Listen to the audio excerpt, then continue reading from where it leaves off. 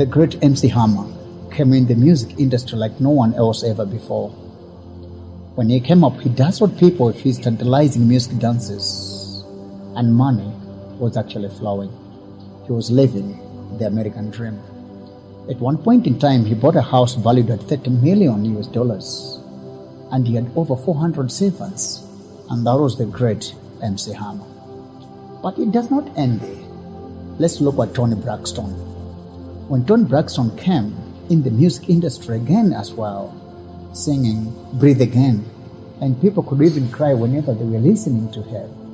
She made it great, and she was successful. Money was flowing.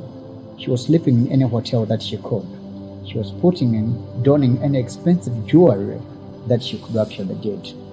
Even working for Toni Braxton was lucrative quite enough. But lest you might think that this is only to the music industry, probably we have to look at a different perspective. What about the world of football? One great person, Ronaldinho Gaucho, came in the football industry like no other person. Everybody was wondered what would happen every time the ball touched his feet. His dexterity was purely amazing. He made a fortune. At Barcelona, he was the highest paid person in the history of world football then, raking in £100,000 per week. He had more than 57 assets back home in Brazil. He could host lavish parties and you can name it. But let's move on again as well. Remember the great Iron Mike Tyson. When Tyson was at his peak and throughout his career, he made more than 400 million US dollars. But what do all these people have in common? Financial irresponsibility. Because at the very end, they were all declared bankrupt. Come to think about it, MC Hammer even had to spend money on gold-plated toilets. And in the end, at the very end of the day, he ended up having nothing. He was declared bankrupt, and he confessed, "It is true that I had over 200 servants." But then, money was just leaking out. Think of Mike Tyson. He spent lots and lots of money on even tiger beds. He wasn't thinking that going to the zoo was enough, but he wanted a tiger bed. He spent lots of a fortune on luxuries, big mansions and parties, and in the very end, he lost everything that he had. He filed for bankruptcy. Think of Toni Braxton again, as we said. Toni Braxton, by the time she was filing for bankruptcy, she was over 13 million in debts.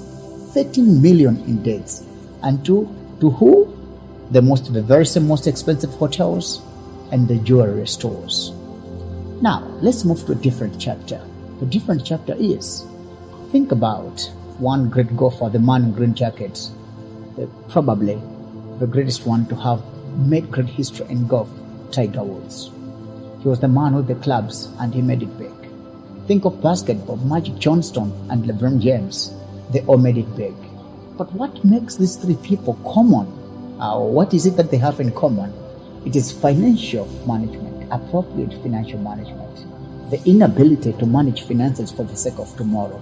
It is not amazing, therefore, that Tiger Woods has joined the 10 figures list. Is a billionaire, and billionaire in US dollar terms.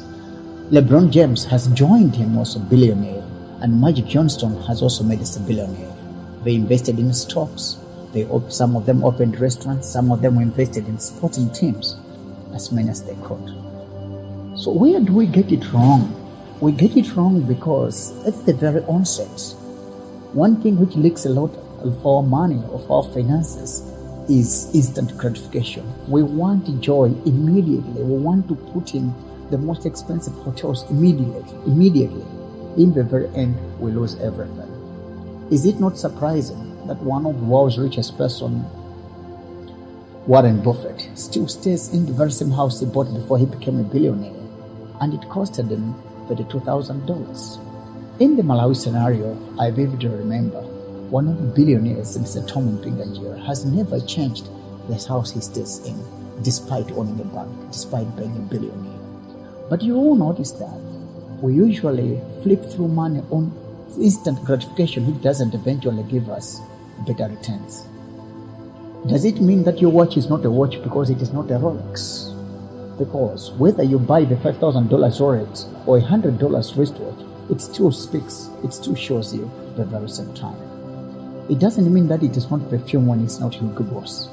It doesn't mean that it is not a suit when it is not Pierre Cardin. It doesn't mean that it is not a phone when it is not an iPhone. If you can afford it, yes, but what percentage of your net worth is it?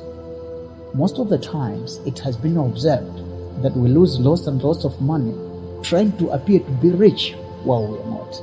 And in the very end, the very same things which we basically do to showcase that we are rich are the very things which make us poor. So let us have a good financial education, a better understanding what finances are all about and how we can control money. Over the next videos, we'll actually take lessons on how best to manage finances. Thank you. My name is Patrick Adida.